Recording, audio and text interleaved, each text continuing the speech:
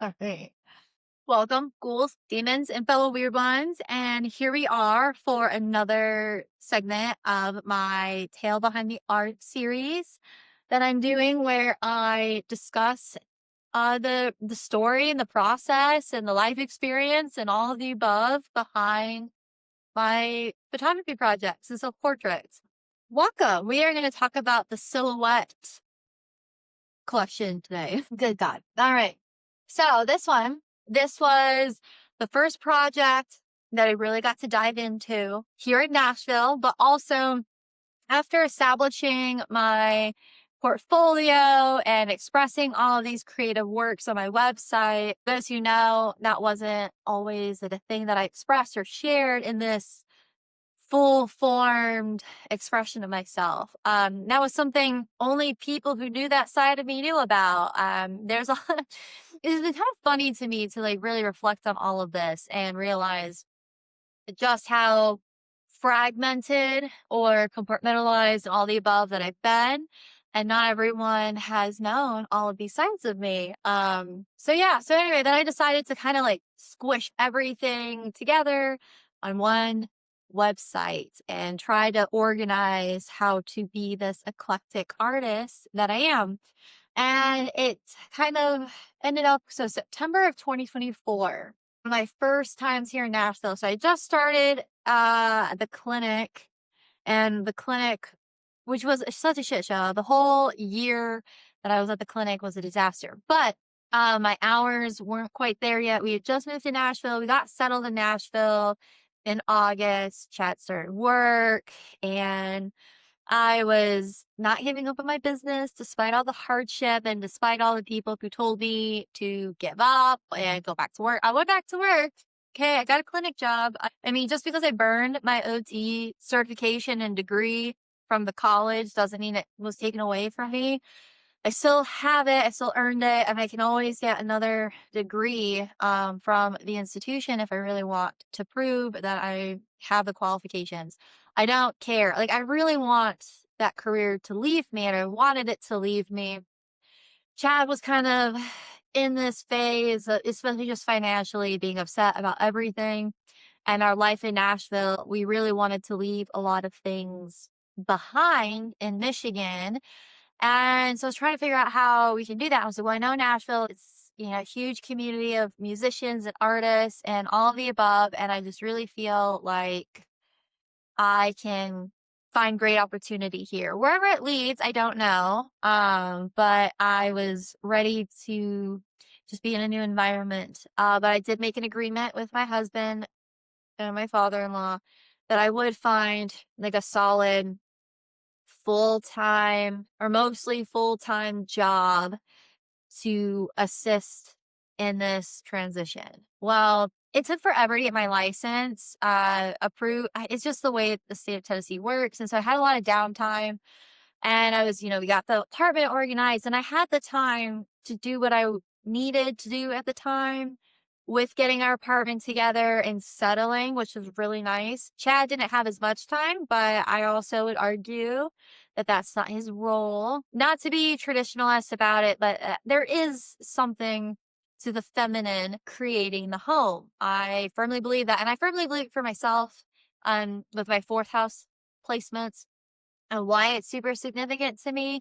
So I was really grateful to be able to have that time. And I think it was like a good 2.5, almost 3 months. Like, I started working at the clinic in September, but it was really slow. I was being pressured by everyone else around me to get faster hours. And I could have, if I would have chosen the nursing home versus the child clinic, I could have more money, and I would have been working more, but I just left a nursing home. Like, I wasn't going to settle for that.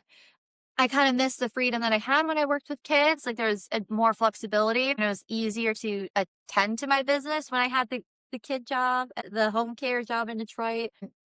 So I was just trying to weigh in from all the lessons and experiences of everything that I learned. And fuck, dude. Okay, hold on. Okay.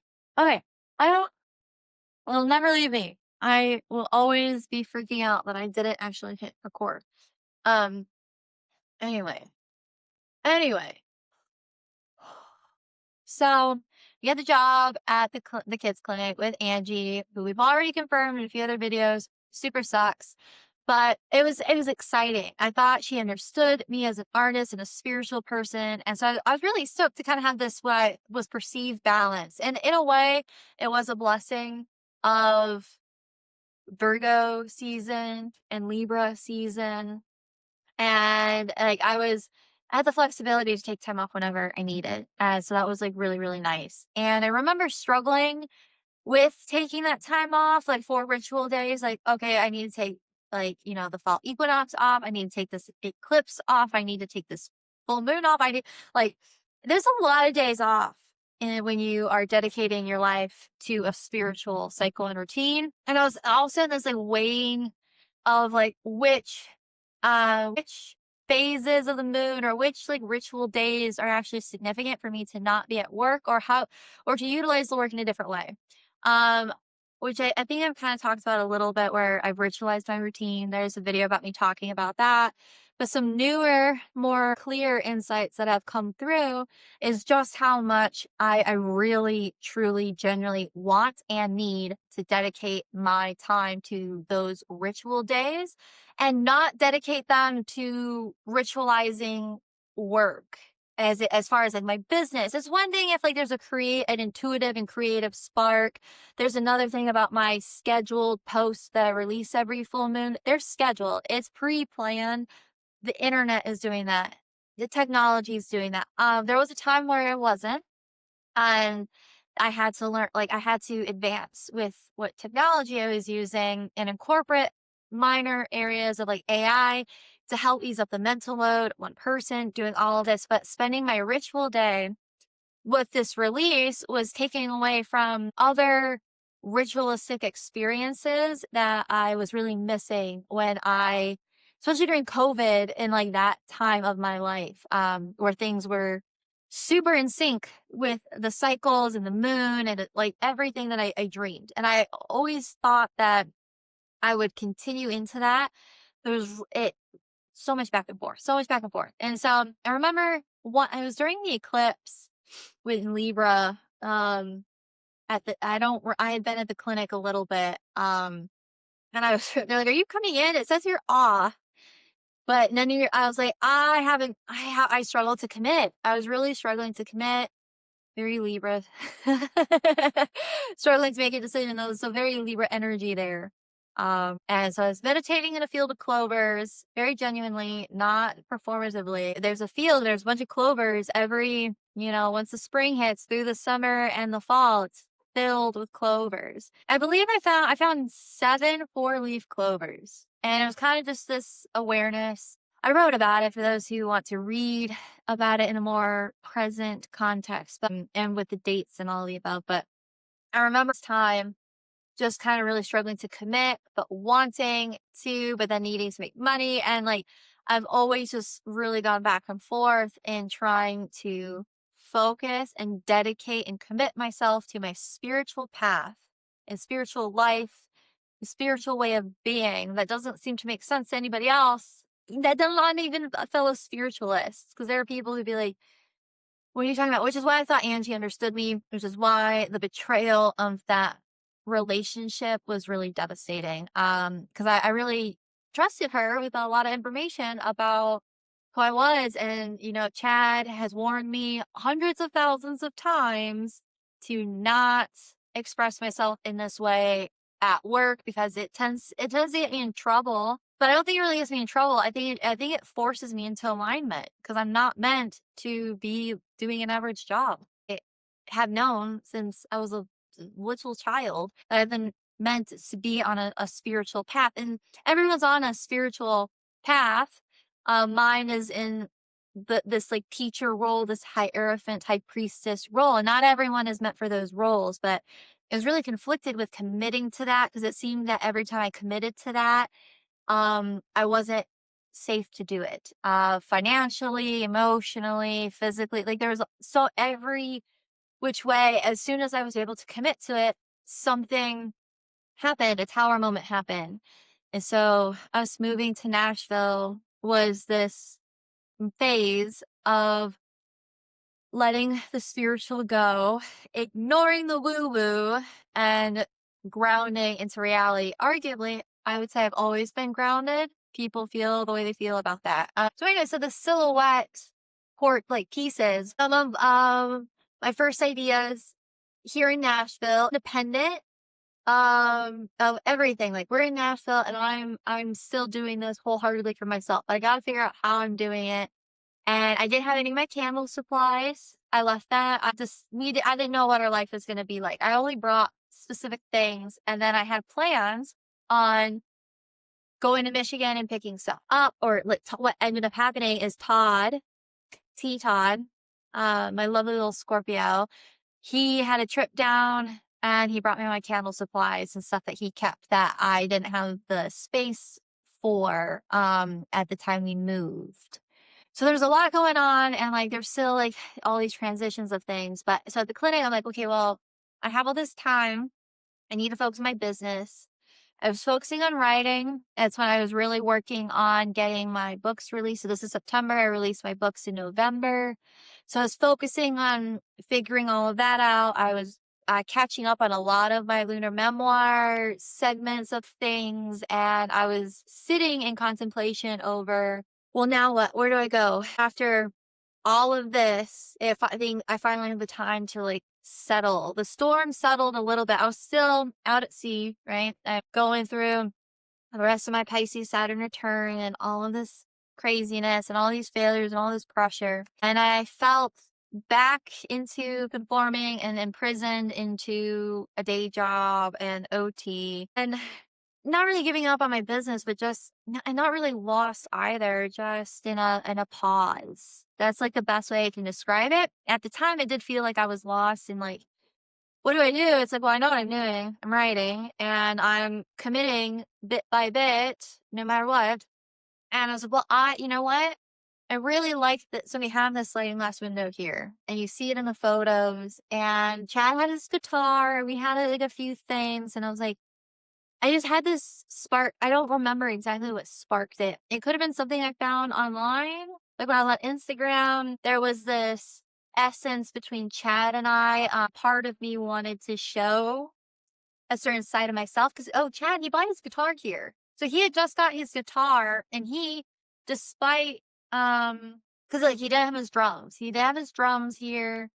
And I know that that was, creatively like a problem for him for obvious reasons. Like I know what drumming and music means to Chad. So we have all this set up, and he wanted the record player. We got the record shelves and we started to get things set up. And like I said, we got settled in. But yeah, like I'm trying to, I think it was the first week he had his guitar, but there was something that sparked all of this. And I was like, oh my gosh, like I think it'd be real fun and sexy and cool to do this like silhouette. I wanted it to be silhouetted. I wanted shadows. I don't know. I'm really trying really hard to think about what artists might have inspired this. I'm pretty sure I saw somebody with a guitar and they could have just been, the average, any girly pop who's into music, with like the guitar and the nudity. I saw somebody posted something. I don't know what photographer, I don't know which artist did it. But I was like, ooh, Chad's new guitar, this to be fun. And so, but I knew what I wanted to continue with my business. The photography, art, fashion, projects, my writing, my books, my candles. I think I still was offering, at that time, I was still offering tarot readings and birth chart readings. I was trying to figure out how to put myself out there for that. And so it's all of these things, and I need to make money and I need to debut myself here in Nashville. And also we're in Nashville, so guitar, Nashville, Music City. We live, a couple streets over from Music Row. So there's all of this stuff kind of coming together. And so I took these silhouette pieces with my husband's guitar, and I wanted it to be something fun and sexy for him. And it was another experiment with lighting.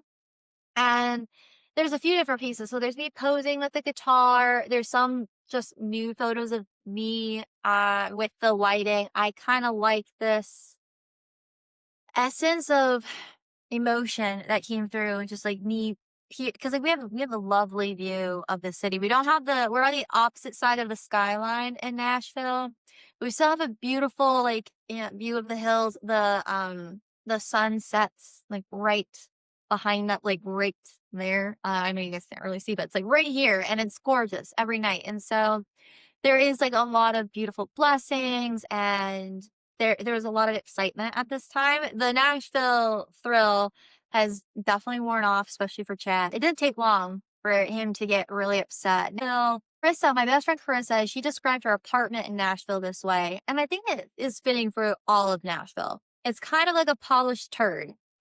Where not a better expression, but it makes a lot of sense. There's a lot of oohs and ahs here in Nashville, and everyone comes to visit Nashville and Broadway and this and that, and it's fun, and there is a lot, but the quality is not the best. There's not a lot of quality here. Everything looks really fun and shiny, but it's definitely imploding on itself. It's not built for the infrastructure is not built for all these people and all of these things. But at the time, there was a romance to it, but there's also still this melancholy of everything that we left behind. Again, we were in this really interesting, like, in between phase. And I was waiting for the right, mainly financial opportunity. Honestly, a lot of my situation has been I just need the money to pull the trigger on all of this. And you can't sit around and wait for money to appear. You got to work. I continue to put myself out there, and I continue to build what I could with what I had and invested what money I did have and do have into what I could. But it was a lot of asking my husband for extra support more than he already supports, asking other family members. I've had to be incredibly vulnerable. I ask for a lot of help. And so there's in these photos, to me, there's this awareness of everything. And so there is that like meditative, like just that movie-esque stare out the window, which is always me. I'm always just like lost daydreaming somewhere. I'm always appearing as if I'm staring out the window.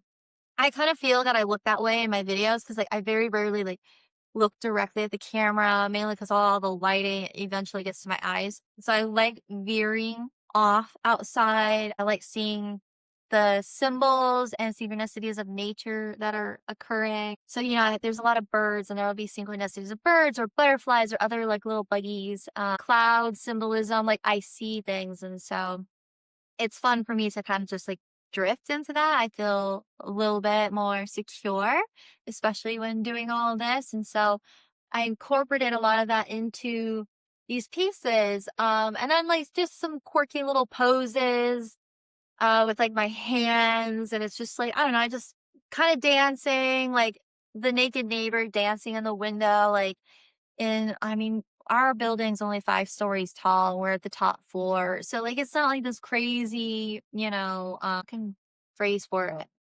His husband works on it in his construction gig down here.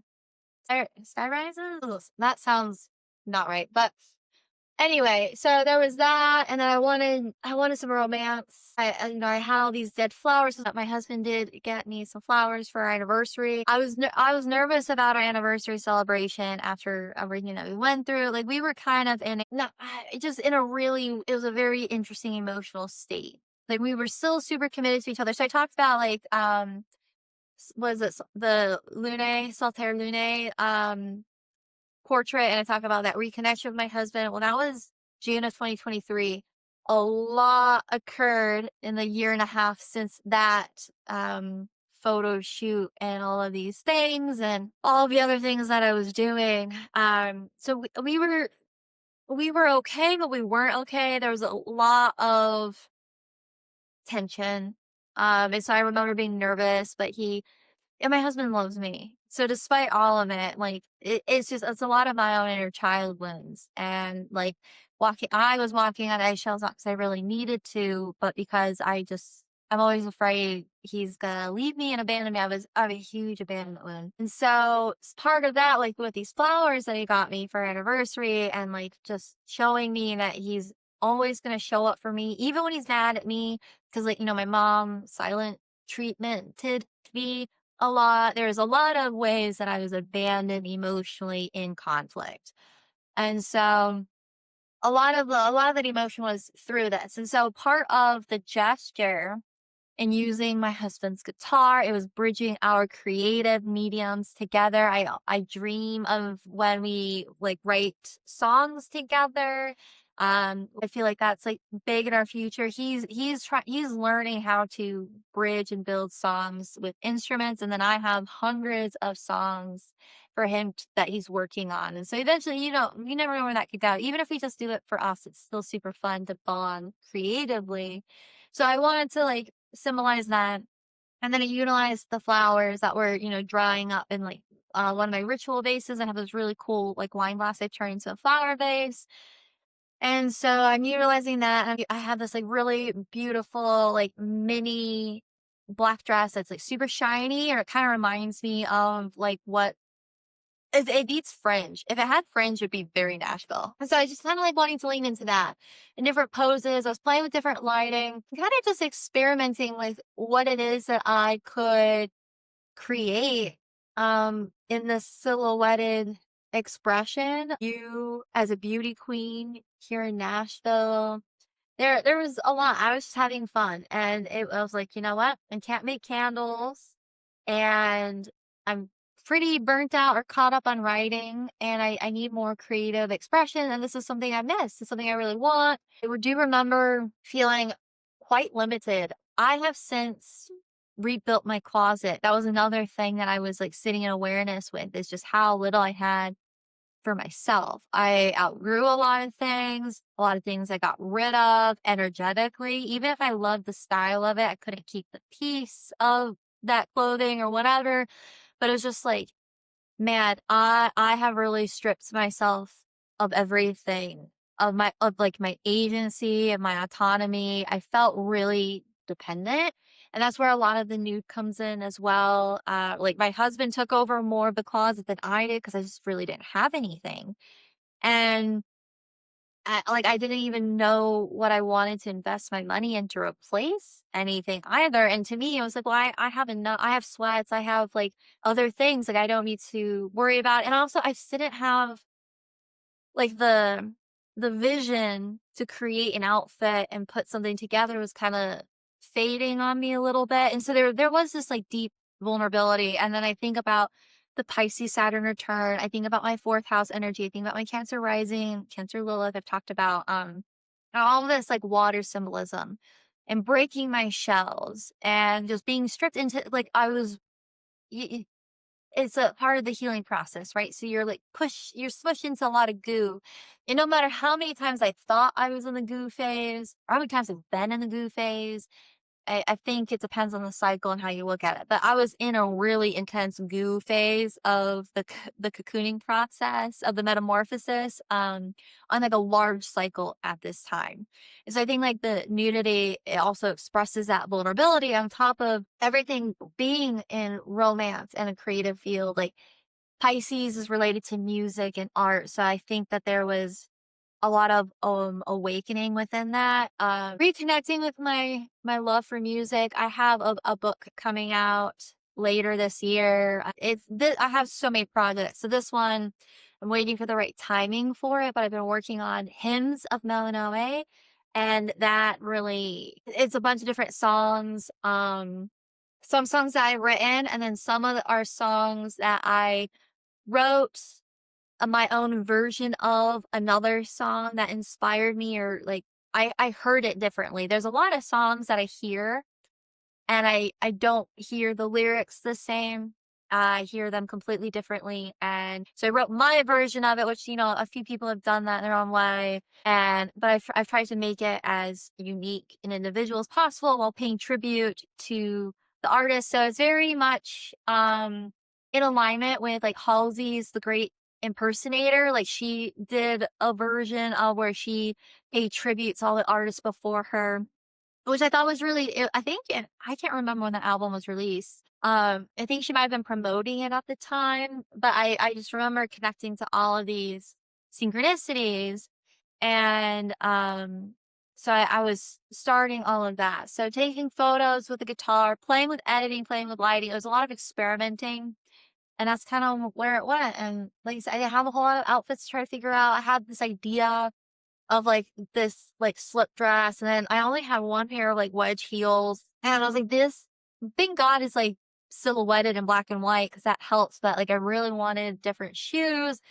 There's so much different that I wanted. There's so much more that I wanted to accomplish that I didn't get to. But what I do think is really cool is how like the clouds look in the background in certain edits, with like the Juliet balcony thing, the way the flowers are, and like, I keep random poses. Like there's one of me just kind of sitting there with the flowers between my legs, and I'm just like this, and it's like that wasn't a pose, it was just part of a video. And I keep it all. I like those random candid imperfect moments, like where my hair's tweets out here, and I show the creative process within the creative projects, if you pay attention. And so, yeah, there's all of these just different things. And a lot of it was, how do I express myself? And then I also wanted it to be content that I could utilize to promote my poems and to promote more of my writing. At the time, I was thinking this was going to be a big collection for this Hymns of Melanoid project, but I'm kind of moving in a different direction with that. We'll see where it goes. Some of these might be incorporated into that. But a lot of Libra energy in this, especially musically. And I say that because Amanda, one of my favorite Libras in the whole world, she's a beautiful singer, and she inspired this whole project, reconnecting with her love for singing and her talent for singing that was really suppressed, unfortunately. I think it's really like, just, it's so sad how many powerful, gifted people, but particularly women, are shunned and shamed and redirected away from their true gifts and talents. And was really proud of her for overcoming all of that and staying true to her voice and continuing to sing and finding her own way to fight through it. I relate, like, she's inspired me so much as like a mother figure in my life. And so this was a big part of her inspiration. Like I said, a couple poems I wrote, and then this book, this song book that I'm going to be releasing. I might wait to Libra season just because of all the Libra symbolism. Who knows? And to spoil it, if Amanda sees this, I mean, she's the person that I've dedicated this whole project to. And I've been working on it. This is like, so 2 years in the making. And it's been one of those things I've been really upset that I haven't released it or finished it sooner, but I think it's all in good timing because I'm really trying to learn not to rush projects just to produce, just to create, just to put something out there to be successful. I think I have enough stuff out there for me to be successful, but yeah, the some of the lighting on this and some of the edits are so fun. There's some that are just like really Aquarian and quirky. Some of it's deeply sensual. Yeah, it's just rock goddess. I don't know, kind of like wife of the rock star, just, I don't know, listening to music and being silly in their high rise. Is it high rise? High rise apartment? We're not really in a high rise, but I'm trying to remember what that fucking word is. Anyway, I really like this project. It wasn't exactly what I wanted it to be. Some photos are exactly what I wanted them to be, and other shots aren't even close to what I envisioned them being. But we trust the process and we put it all out there anyway. Because just because it's not perfect to me doesn't mean it's not perfect to someone else. And I have also come to find out that my favorite photos are not anyone else's favorite photos. Like what my husband would pick versus what I would pick is completely different. And I swear to God, he picks the ugliest photos of me.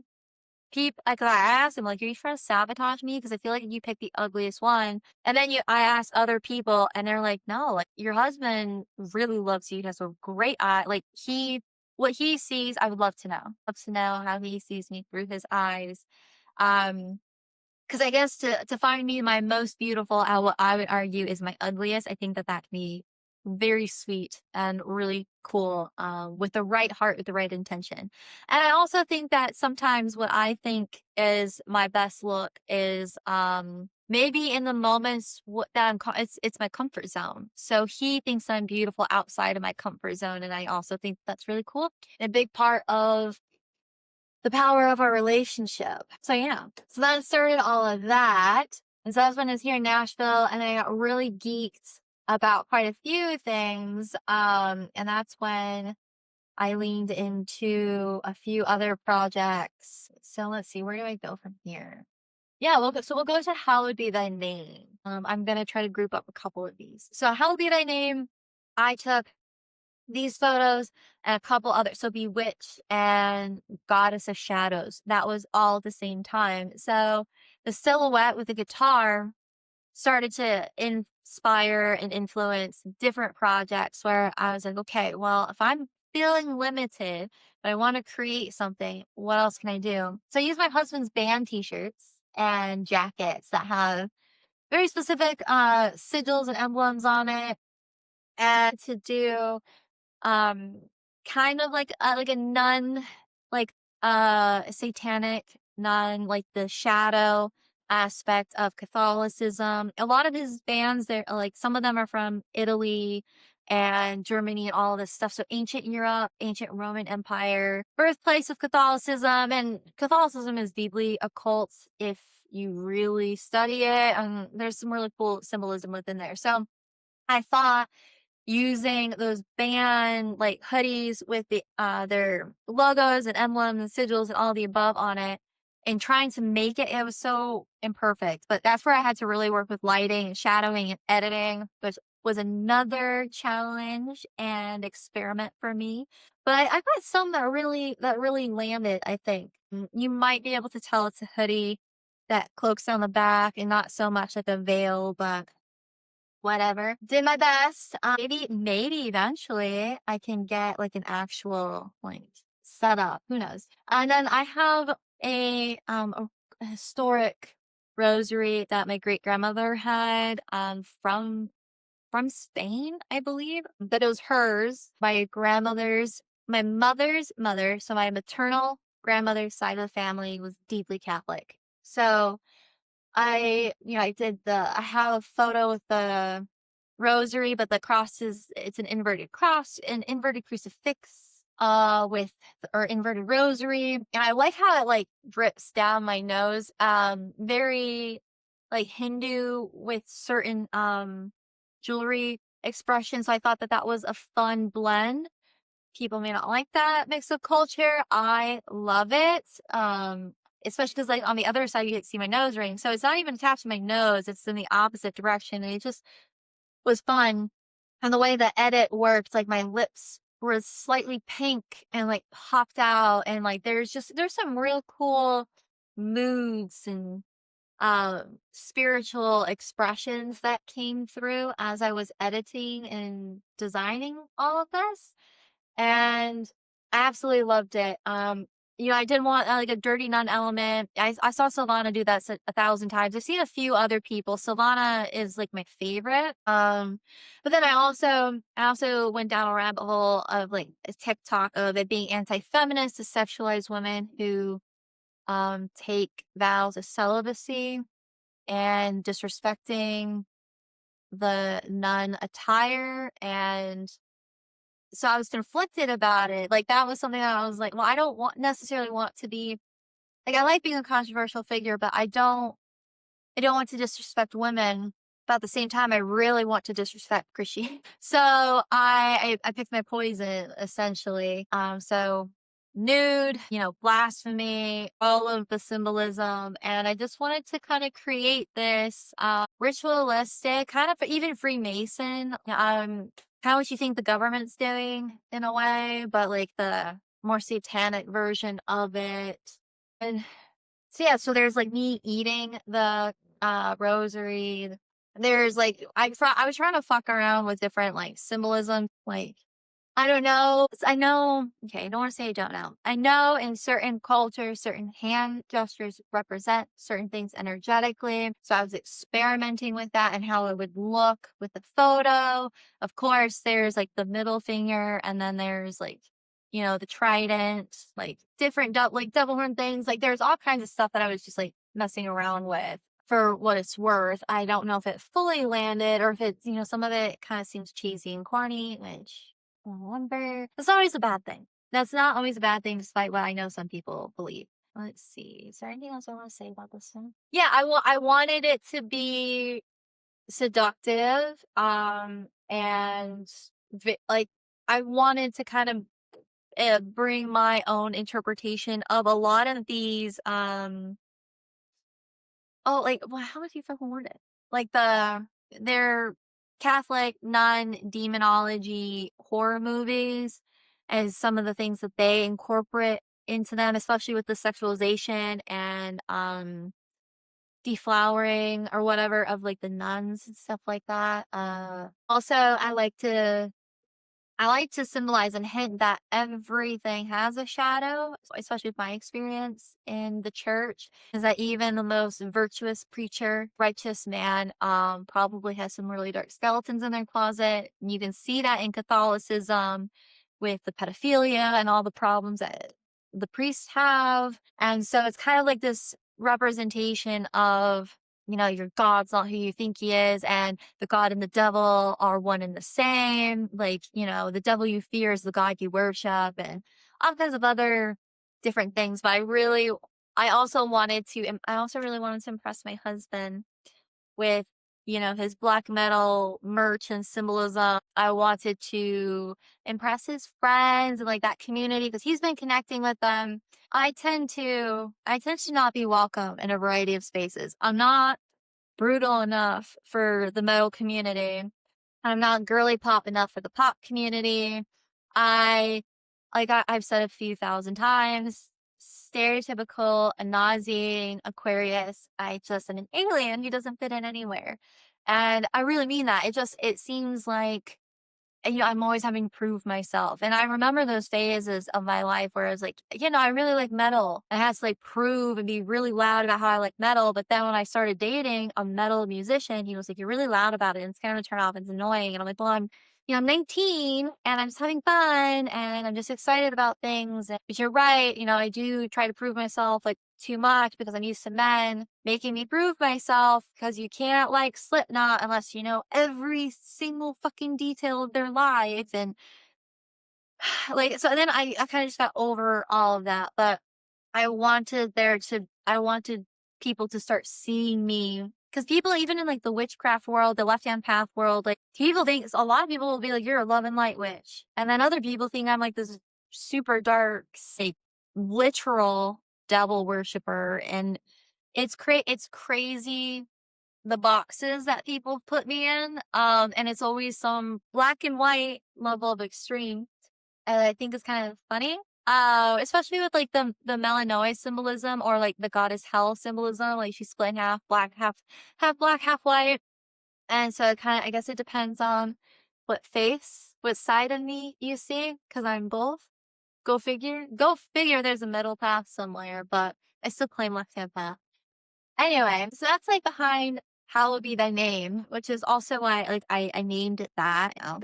A prominent Catholic prayer. It's an Iron Maiden song. Like there's a lot in that. And so then I'm gonna segue into Bewitched. This was just a quick, quirky, very silly. It's Bewitched because I wanted it to represent the old Bewitched TV show and the movies and just like that kind of vibe. Like it is corny. Like I used Canva and I edited certain things. Like I have my black sheet and I'm trying to do certain poses and I have my cinnamon witch broom, not even like like a super legit witch's broom, just one of my little besoms that I have that my husband got me. Where did he get it? He probably got it from like a Kroger or excuse me, a grocery store or something. So I put the full moon, and there is like the full moon with my full moon, and it's supposed to be funny like that, tongue in cheek. It's cheeky, and all of the above. But I don't know. I kind of thought it was fun. I have my witch hat on there, And in a couple photos, you can kind of tell that it's just a black sheep that I'm at. But I like the fourth wall break. But I also I was kind of making fun of myself and the internet because, one of the times I got canceled online for being a fake witch, which is the most insane. People call me Party City Witch because I have like the standard witch's hat, which a lot of witches have witch's hats. A lot of people, whether you're an occultist or a, a practitioner of witchcraft or not, a lot of people have witches hats. Anyway, it turned into being anti-Semitism. I don't know, pointed hats or against the Jews. I learned a lot about things that didn't know about because like not every life is layered, but not every pointed hat in like is anti-Semite in this context or whatever. I don't fucking know. It's fucking crazy. Everything about it was insane. And I did go down the educational rabbit holes that people expressed to me and why I was so offensive. And I don't fully understand it. Of hats, fashion, adapt throughout moments of time. There's a lot of things that were offensive that aren't offensive. And sometimes I just think we all need to move on from certain things, and other things I understand why we don't let it die. It's a really hard world. The witch hat, I was not expecting to go down that path. But so because of all of that, this Bewitched photo shoot, I tried it. I tried a few edits. I thought it was fun. I didn't like there's like maybe 10 photos. It's not that many because I really didn't get to do exactly what I wanted to do. Again, limited. There's a lot more I would need to structure in order for me to really get the vision of what I wanted, but I posted it anyway. And like I said, it's me making fun of myself and me also making fun of everybody who called me Party City Witch. Because I said something you didn't like. So then you had to attack my aesthetic and it's fun. People have witches hat. It's just for funsies. Oh my God. I got it for fun and to garden in because I thought it was fun. And I like hats, like of all sorts, but the internet ruined it to the point where I didn't really wear it. And then I was like, fuck you, I'm gonna wear it. And I'm gonna just double down on being Party City Witch and lean into those cheesy and corny representations of witches and witchcraft in Hollywood. And yeah, all of my inside jokes. I don't know. That's something I guess I want people to understand. Make fun of myself with you making fun of me. I'm pretty silly. I'm the most unserious, serious person I think I've ever met, or I've ever known. I don't know anyone who's as seriously unserious as I am, and vice versa. Except maybe my husband. My husband is a silly goat, but I like people who don't take themselves too seriously and lean into jokes. So I lean into the joke, but I double down on what I said and the full philosophical lesson and wisdom behind what upset the internet, which I think I've expressed that more than enough for people to know. I said what I said, bitch. Well, was it Doja Cat? Bitch, said what I said. I'd rather be famous instead. So anyway, I'm a demon lord. And with that, I'm going to conclude this episode of the series of Tale Behind the Art. So that was Silhouette, Bewitched, and Hallowed Be Thy Name. Just some insights behind those creative projects and how they came to be. Thanks for listening, and I'll talk to you soon.